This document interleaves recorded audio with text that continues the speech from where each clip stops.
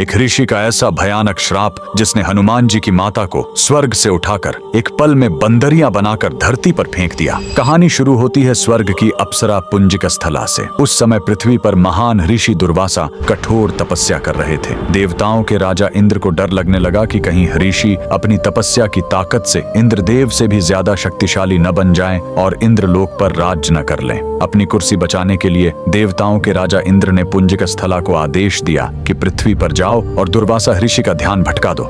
इंद्र के आदेश पर वह ऋषि के आश्रम गई और उनकी तपस्या में बाधा डालने लगी। ऋषि दुर्वासा ने गुस्से में आंखें खोली और उसे श्राप दे दिया। तूने एक चंचल वानर की तरह हरकत की है, जा पृथ्वी पर तेरा चेहरा भी वानर जैसा हो जाएगा। अप्सरा ने रोते हुए ऋषि के पैर पकड़ लिए। तब ऋषि ने दया दिखाई और मुक्ति का उपाय बताया। जिस दिन तुम भगवान शिव के 11वें रुद्र अवतार को जन्म दोगी, तुम वापस अप्सरा बन जाओगी। इसी श्राप के कारण उस अप्सरा ने पृथ्वी पर वानर राज कुंजर के घर बेटी के रूप में जन्म लिया, जिनका नाम अंजना पड़ा। बड़ी होने पर उनका विवाह महान वानर योद्धा केसरी से हुआ, लेकिन श्राप से मुक्ति पाने के लिए उन्हें एक पुत्र की आवश्यकता थी। इसलिए माता अंजना ने हम्पी के इसी अंजनाद्रि पर्वत पर भगवान शिव की घोर तपस्या की। सालों की तपस्या से शिव जी प्रसन्न हुए और वायुदेव के माध्यम से अंजना के गर्भ में दिव्य शक्ति स्थापित की। और तब इसी पहाड़ी पर जन्म हुआ बजरंग बली का। हनुमान जी के जन्म लेते ही माता अंजना का श्राप टूट गया। आज कर्नाटक के हम्पी में स्थित